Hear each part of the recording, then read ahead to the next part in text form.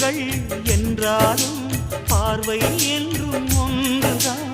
உருவத்திலே தனித்தனிதான், உள்ளம் என்றும் ஒன்றுதான். ஒரு சேவல்தான் நடை காத்தது, இந்த அதிசயம் பாருங்கள், கண்ணனை வாழ்த்துங்கள்.